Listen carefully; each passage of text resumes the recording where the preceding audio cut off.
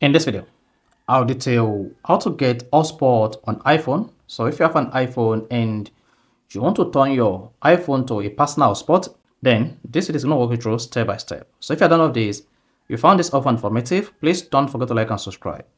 Now, to get hotspot on your iPhone, all you just need to do is go to your iPhone settings. On the settings page, scroll down, click on personal hotspot. Now, if we want others to join your iPhone personal hotspot, you need to turn on allow others to join.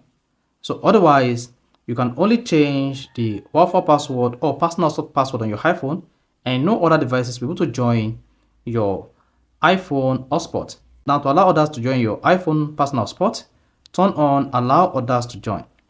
Then once that is enabled, you want to scroll down. If maximize capability is disabled, go ahead and turn this on. Otherwise, some devices will be able to connect to your iPhone hotspot, and some devices will not be able to connect to your iPhone hotspot based on their gigahertz. So if a device is using 5 or 2.4 gigahertz, it might not be able to connect to your iPhone. So make sure you turn on maximize capability. Then you are good to go.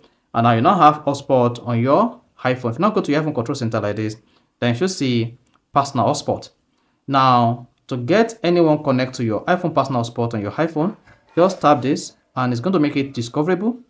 If you click it on again, it's going to say not discoverable. So at this point, no one is going to be able to connect to your iPhone hotspot. So once it is discoverable, then you are good to go. So that is basically how to get hotspot on iPhone. So if you found this offer informative, please don't forget to like and subscribe.